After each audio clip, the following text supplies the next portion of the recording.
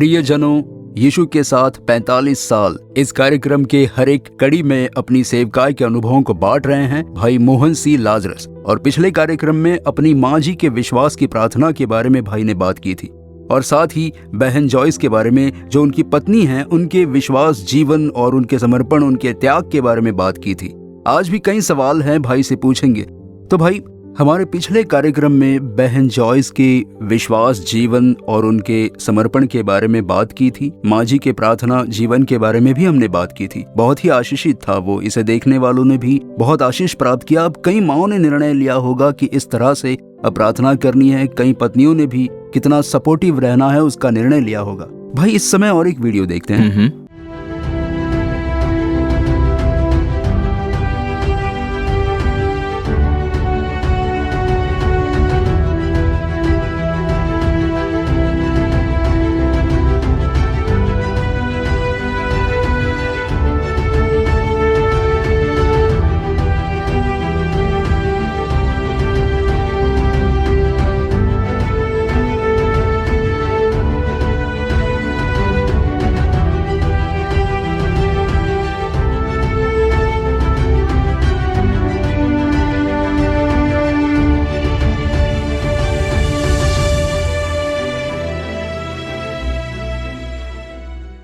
नाके की प्रार्थना। भाई, सबसे पहले नाके की प्रार्थना कहाँ हुई, कितने लोगों ने भाग लिया? उन दिनों में शुरू हुई ये नाके की प्रार्थना आज तक बिना बाधा के चल रही है। ये जो शब्द है नाके की प्रार्थना, ये एक बहुत ही अलग नाम है। इसके बारे में प्रभु ने कैसे बताया वो बताइए। सन 78 में प्रार्थना दल की सेवकाई की शुरुआत हुई। तो उस समय में, जैसा मैंने कहा था, तेरी कार्ड में जाकर बहुत ही प्रार्थना करता था। तो उस समय मैं इसी तरह प्रभु से प्रार्थना करता था। परमेश्वर ने जो मुझे दर्शन दिखाए थे उसे मुझे किस तरह से करना है और किस प्रकार से करना है, उनकी सलाह के लिए मैं बहुत ही प्रार्थना करता था। तब बाइबल से देखिए यहेजकेल 22वां अध्याय और 30वां वचन। तो इस वचन को लेकर प्रभु मुझसे हमेशा बातें करते थे।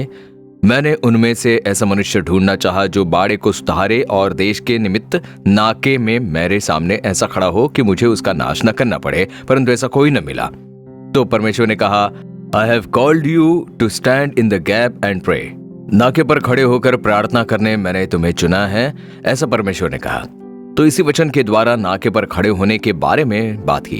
तो स्टैंडिंग इन द गैप का क्या मतलब है ये मैं समझ नहीं पाया।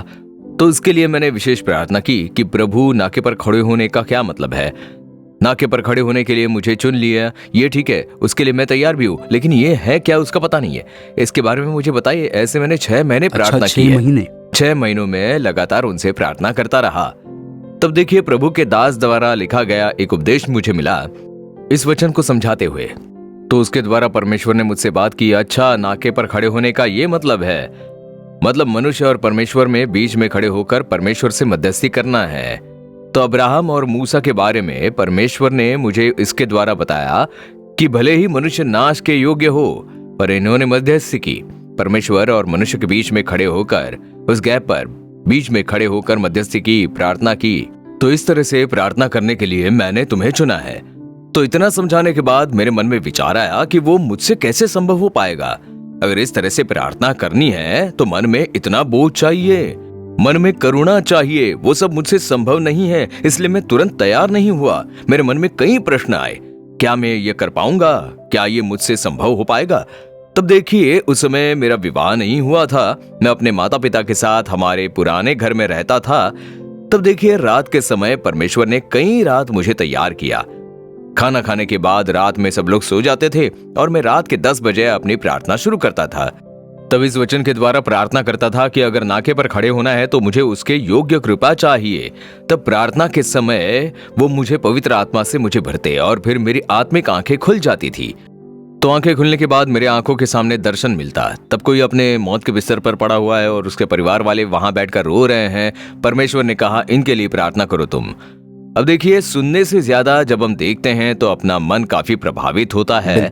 और इतने कष्ट में हैं लोग, कहे तो हम सिर्फ उसका विचार करते हैं और भूल जाते हैं, पर आंखों से देखने पर ही हमें वेदना महसूस होती है। उस बिस्तर पर लेटे हुए मनुष्य की और उस परिवारजनों की वो वेदना देखते तब हमें उसके लिए प्रार्थना करने का मन होता है।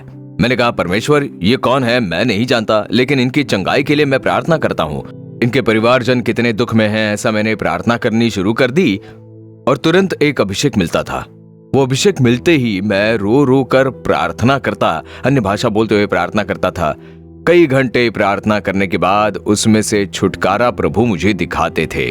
उसके बाद तुरंत एक और दर्शन प्रभु मेरे सामने ले आते, जैसे एक पति शराब पीकर आकर अपनी पत्नी को पीट रहा है, बच्चे सब रो रहे हैं, तो प्रभु कहते देखो पाप के कारण कितने परिवार नष्ट हो रहे हैं, इनके लिए नाके पर खड़े रहो। तब मैं कहता प्रभु ये कौन सा परिवार है जानता नहीं, इनकी पत्नी और बच्चों को आप संभालिए, उस पति को स्पर्श करे, ऐसी प्रार्थना करता। तो इस तरह परमेश्वर मुझे दृश्य दिखाते थे और मैं उनके लिए प्रार्थना करता था। तो आंखों से देखने पर मेरे मन में काफी बोझ पड़ता था, तो पवित्र आत्मा मेरे मन में वो बोझ डालते थे। मैं घंटों तक उसके लिए प्रार्थना करता था, रात भर प्रार्थना करता था, एक दो नहीं कई रातों तक लगातार करता था। मैं कमरे में चलता ही रहता था और फिर कुछ घंटों के बाद मैं घुटनों पर आ जाता था। कभी कभी मैं घुटनों पर ही सो जाया करता था। सुबह सवेरे के समय कई रातों तक तो नाके पर खड़े होने के लिए परमेश्वर मुझे खड़ा किया। तभी परमेश्वर ने कहा कि सन 1980 में नाके की प्रार्थना की शुरुआत करना तुम। तब सबसे पहले देश के लिए नाके पर खड़े होकर तुम प्रार्थना करना। भारत देश के लिए। भारत देश में बहुत ही पाप और शाप बढ़ चुका है, तो गिड़गिड़ाते हुए प्रार्थना करना है कि पाप को क्षमा कीजिए, देश के शाप को बदल दीजिए। इस तरह गिड़गिड़ाते हुए प्रार्थना करनी है। तो वो एक बात थी। दूसरी बात थी प्रभावित हुए लोग, कितने सारे लोग पाप में, शाप में, बीमारी में पड़े थे, उनके लिए भी प्रार्थना करनी है, ऐसा कहा गया। तो लोग अपनी प्रार्थना विनती हमें भेजिए और उसी समय आप लोग अपने घर में उपवास के साथ प्रार्थना करें और हम लोग यहाँ पर प्रार्थना करेंगे, ऐसा कहकर पहली बार प्रार्थना के समय 50 या फिर 60 लोग ही थे पहली प्रार्थना में। उसके बाद 100, 200 होकर फिर 300 के करीब आने लगे। इस प्रार्थना के बारे में ना तो हमने पत्रिकाओं में छापा था, ना ही हमने कोई नोटिस छापी थी। बस लोगों की चिट्ठी के उत्तर में हम लोग जवाब देते थे कि आप लोग प्रार्थना विनती भेजिए, हम लोग प्रार्थना करेंगे। उसके बारे में चर्चा सुनकर ही लोग आने लगे। मतलब लेकिन एक दूसरे को बताने के बाद लोग जब एक दूसरे को बताते हैं हाँ प्रार्थना होती है, उसकी खबर सुनने के बाद ही लोगों ने आना शुरू कर दिया। लेकिन उस प्रार्थना के लिए ना ही हमने कोई नोटिस छापी, ना वॉल पोस्टर या कई एडवर्टाइज नहीं की। अब पत्रिका में भी यही छापते थे कि आप अपनी प्रार्थना विनती हमें भेजिए। हमने कभी ऐसा नहीं कहा कि आप प्रार्थना में आइए, कभी इनवाइट नहीं किया। लोग अपने आप ही आने लगे, पवित्र आत्मा उन्हें लाने लगे, लगातार लोग उसमें शामिल होते गए। हमेशा 1 घंटे हम देश के लिए प्रार्थना करते हैं, आंसुओं के साथ रोते हुए देश के लिए, इंडिया के लिए हम लोग प्रार्थना करते हैं। अंत में लोगों की चिट्ठियां और उनकी प्रार्थना विनतियों को रखकर उन लोगों के लिए कुछ घंटे प्रार्थना करते हैं और उन्हें उत्तर भेजते हैं। ये प्रार्थना सबसे पहले नारियल के पेड़ के बगीचे में शुरू हुई, हमारे नालुमावड़ी में, जिस बगीचे के बारे में मैंने पहले ही बताया था। उसी बगीचे में नाके की प्रार्थना की शुरुआत हुई। काफी लोग आते थे और बरसात होती और भीगते हुए प्रार्थना होती थी, क्योंकि नारियल के पेड़ के बगीचे में उन्हें क्या सहारा मिलता था। तो बरसात में भीगते हुए प्रार्थना होती थी। कई साल ऐसा ही चलता रहा। उसके बाद परमेश्वर का घर बांधने के लिए जगह मिली। उसके बांधने की शुरुआत करते ही परमेश्वर के घर के पीछे ही एक ताड़पत्री का शेड लगाया गया। उस शेड में नाके की प्रार्थना होती थी। 500-600 लोग तब तक आ चुके थे। तब परमेश्वर के घर के लिए मुझे एक जगह मिली और निर्देश मिला कि 3000 लोगों को बैठने के लिए बनाऊं। उसमें आकर लोग नाके पर खड़े होकर प्रार्थना करेंगे और उस निर्देश के अनुसार हम लोगों ने बांधना शुरू किया। 3000 लोगों के लिए बैठने का प्रबंध हमने शुरू किया।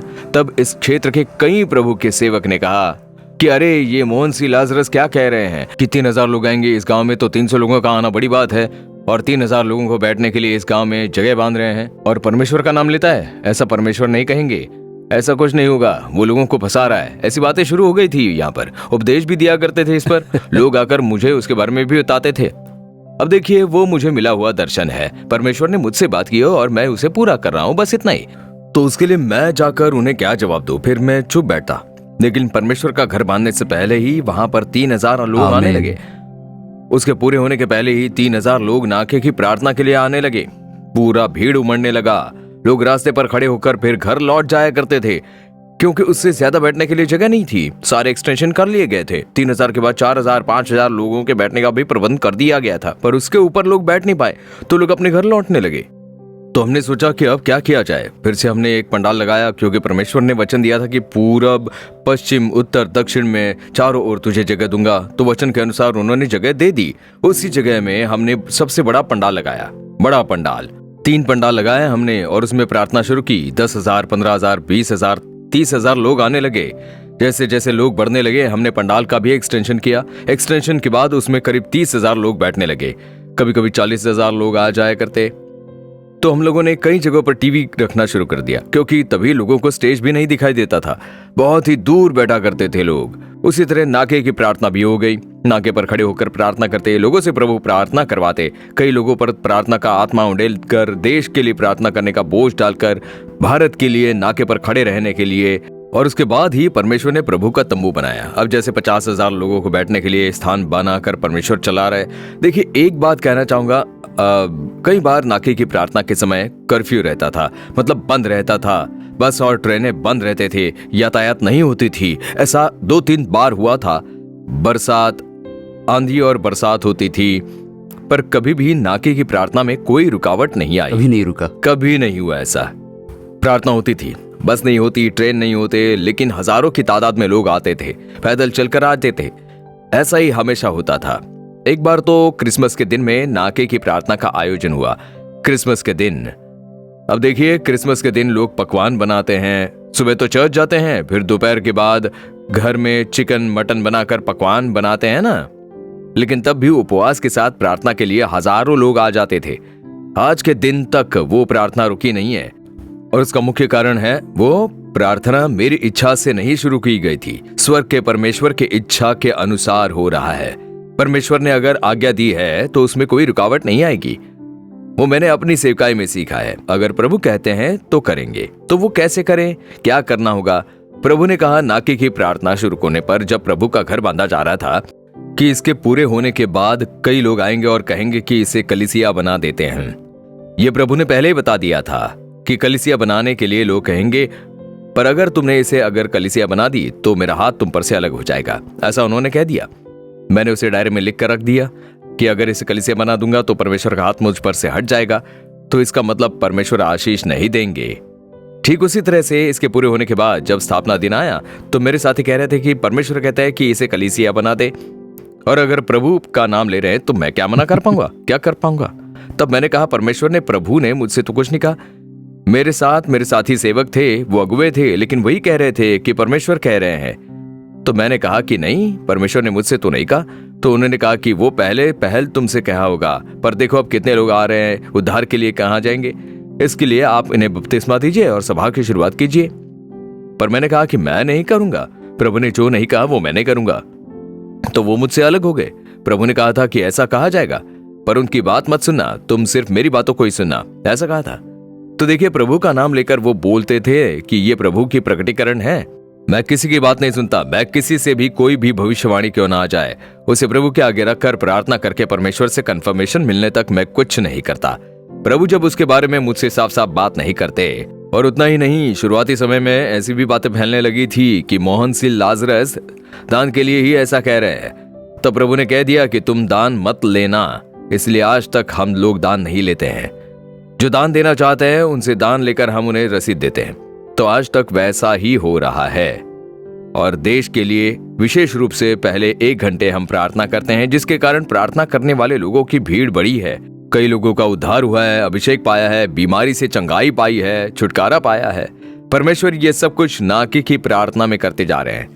जहाँ कई पर हमने प्रार्थना केंद्र की शुरुआत की, वहां पर कई जगहों पर नाके की प्रार्थना हर महीने होती है। मतलब इस नाके की प्रार्थना में हर एक को एक प्रार्थना की आत्मा से भरा है। ये सच में बहुत ही खुशी की बात है। तो इस नाके की प्रार्थना को लेकर यादगार चिन्ह या फिर आउटस्टैंडिंग मिरेकल हुआ है जिसके बारे में आप हमें साझा कर सकते हो? परमेश्वर ने कई चमत्कार किए हैं, उसमें से एक मैं आपके साथ साझा करता हूँ। एक भाई देखिए, एक हिंदू संगठन से जुड़े हुए थे। उन्हें मैं बिल्कुल पसंद नहीं था। अच्छा, पसंद और ऊपर से वे एक गवर्नमेंट अफसर थे। अच्छा, ऑफिसर है, वीडीओ अफसर कहते हैं ना, तो ब्लॉक ऑफिस में वो बहुत बड़े अफसर थे। उन्होंने निर्णय कर लिया था कि कहीं ना कहीं मुझ पर दोष लगाकर जेल में डाल दिया जाए। नागरकोइल क्षेत्र से जुड़े हुए थे। वो एक धार्मिक कट्टरपंथी थे। उनकी जो पत्नी थी, उन्होंने मसीह को अपना लिया था। वो प्रार्थना के लिए आती थी, उनके पति नहीं आते थे। वो अपनी ही भक्ति में लीन थे। कई बार तो वो आकर हमारी इमारतें देखा करते थे, क्या कोई मिस्टेक तो नहीं है। लेकिन हमने सारे परमिशन लेकर ही इमारत बनाने के कारण कोई कमी नहीं निकाल पाए। इसलिए उनका गुस्सा बढ़ गया था कि इतनी सारी भीड़ यहाँ पर आती है। एक बार जनवरी 1 का दिन था। उनकी पत्नी ने कह दिया कि मैं प्रार्थना के लिए जा रही हूँ, तो उन्होंने कहा कि मैं मेरे देवता के पास जाऊंगा, तुम्हें जाना हो तो तुम जाओ। तो बहन जी यहाँ प्रार्थना के लिए आ गई। तो वो जो अपने रास्ते जा रहे थे, यहाँ पर काफी लोगों को आते देखा। 1 जनवरी 1 से 5 तक वाचा के शब्द की सभा होती थी, तब भी वो पंडाल में हुआ करती थी।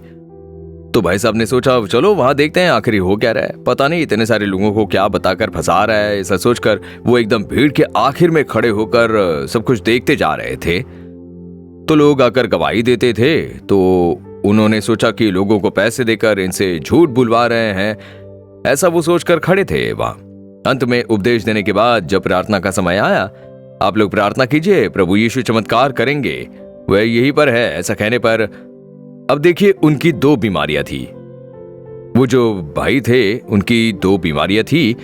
किस समय उनके पेट में दर्द उठता था, कहा नहीं जा सकता, रास्ते पर या कहीं पर भी गिर जाते थे, बहुत बुरी तरह प्रभावित थे। उसी तरह और एक समस्या थी, 2 समस्याओं के बीच पड़े हुए थे वो। कई दवाइयां लेने पर भी चंगाई नहीं मिली, बहुत बड़ी वेदना थी। तो ये बस आंखें खोलकर देख रहे थे, सब लोग प्रार्थना कर रहे थे, हे यीशु हे यीशु।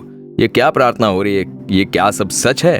तब उनके मन में आया कि चलो हमें भी ये बीमारी है, हम भी प्रार्थना करके देख ले। उन्होंने कहा है यीशु, मैंने वहां के लोगों से ऐसा ही कहा था, आप यीशु को पुकारिए। तब उन्होंने जैसे ही पुकारा, तब देखिए एक वस्त्र ने आकर उन्हें स्पर्श किया। देखिए मैंने पहले ही कहा था, वो एक धार्मिक कट्टरपंथ थे, वो तो यीशु मसीह से बहुत ही नफरत किया करते थे, जैसे एक मोटे वस्त्र के स्पर्श से महसूस होता है। तब मैं पुलपिट पर से यही कह रहा था कि प्रभु यीशु यहीं पर हैं और वो चमत्कार कर रहे हैं। तो जैसे उसे वस्त्र का स्पर्श महसूस हुआ, उन्होंने आंखें खोलकर देखा कि कौन यहां से गुजर रहा है, पर कोई चल नहीं रहा था, सब प्रार्थना कर रहे थे। लेकिन उन्हें एक वस्त्र के स्पर्श का अनुभव हुआ और वो भी माइक पर यही बोल रहे हैं कि यीशु यही चल रहे हैं। तब उन्होंने आंखें फिर से बंद की। दूसरी बार जब उसे वस्त्र उन्हें स्पर्श किया, तुरंत स्टेज पर से मैंने उनका नाम पुकारा। उन्होंने कहा कि उनका नाम लेकर उनकी बीमारी को बात कर यीशु आपको स्पर्श कर रहे हैं। ठीक उसी समय उसे वस्त्र ने स्पर्श किया, तुरंत चंगाई, इमीडिएट हीलिंग मिल गई उन्हें बड़ा आश्चर्य हुआ। मुझे तो लगा था कि ये पैसे देकर लोगों से गवाही बुलवा रहे हैं, पर इन्होंने मेरा नाम लिया, मेरी बीमारी बताई और मैंने चंगाई पाली। ऐसा कहकर अब वो पूरी तरह मसीह के कट्टरपंथी बन गए हैं। आमीन। उनका नाम सिल्वराज ब्रदर है। फिर कुछ समय बाद वो सब कलेक्टर बन गए थे, अब रिटायर हो चुके हैं। किसी से भी बिना डरे वो यीशु के बारे में बोलते थे। तो यही उस समय सबसे बड़ा आउटस्टैंडिंग मिरेकल हुआ। बहुतों को प्रभु यीशु ने दर्शन देकर उन्हें चंगाई दी है। एक गैर मसीही परिवार में उन्हें कैंसर की तकलीफ थी, घर पर ही थे क्योंकि 4th स्टेज था। डॉक्टरों ने भी जवाब दे दिया था कि ये जीवित नहीं रहेंगे, बस कुछ दिन के मेहमान हैं। उन्हें रोता हुआ देखकर उनके पड़ोसी भी जो हिंदू थे, वो भी उन्होंने इसे कहा कि नालू मावड़ी में कोई प्रार्थना होती है, यीशु चमत्कार करते हैं, आप खामखा क्यों रोते जा रहे हो? और ये भी हिंदू थे, उनकी माँ और बेटी दोनों आई थी। वो आकर वहां भीड़ में बैठी हुई थी। जब वो लोग वहां थे, सबसे पहली बार इतनी भीड़ देखकर आश्चर्य हुआ उन्हें। यीशु को पुकारिए, वही चमत्कार कर सकेंगे। तब उन्होंने भी रोते हुए कहा है, हे यीशु आप चमत्कार करने वाले परमेश्वर हो, मेरे लिए भी चमत्कार कीजिए, मेरी ऐसी बीमारी है, मेरी बेटी मेरा बेटा सब लोग अनाथ हो जाएंगे, ऐसा रोकर प्रार्थना की। तब प्रभु यीशु ने प्रत्यक्ष रूप में उनके सामने आकर कहा, तुम रो मत, मैं तुम्हें चंगा करता हूँ। ऐसे स्पर्श करके चंगा किया, कैंसर चली गई। 4 महीने के बाद चंगाई पाकर उन्होंने वहां पर आकर गवाही दी। उन्होंने कहा कि यहीं पर यीशु ने आकर स्पर्श किया, कई चमत्कारों को देखा है। यहाँ पर लंगड़े चलने लगे, अंधों ने दृष्टि पाई है, बहरों को सुनाई देने लगा है। बड़े बड़े चमत्कार प्रभु यीशु ने किए हैं। उन्होंने मुझसे इसका वचन दिया था कि मेरे नाम में ये होगा। उनके हर एक वचन को पूरा करते हैं प्रभु, और मैं आज तक उन चमत्कारों को होता हुआ देख रहा हूँ। आमीन। इस नाके की प्रार्थना में हर एक को प्रार्थना का बोझ देकर उनसे प्रार्थना करवाते हैं। उनके लिए चमत्कार करके प्रभु ने उनके विश्वास के जीवन को काफी बलवंत किया है। बड़ी खुशी की बात है भाई, थैंक यू। आपने जो कहा वो बहुतों के लिए बहुत उपयोगी साबित होगा। तो हमारे प्रियजनों, आज भी नाके की प्रार्थना के बारे में भाई ने बहुत कुछ बताया। साधारण रूप से उस छोटे से बगीचे में शुरू हुई नाके की प्रार्थना आज हजारों हजार लोगों के लिए बहुत ही बड़ा आशीष ठहरा है। कल के कार्यक्रम में हम और कई सवाल भाई से पूछेंगे। भाई भी अपनी सेवकाई के अनुभव को साझा करेंगे। प्रार्थना के साथ आप लोग प्रतीक्षा कीजिए, प्रभु आपसे बातें करेंगे। कृपा में बने रहिए। आमीन।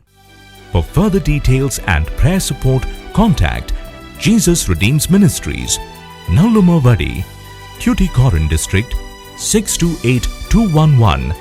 Our phone number 04435454545. Email info@jesusredeems.org, our website www.jesusredeems.com. God bless you.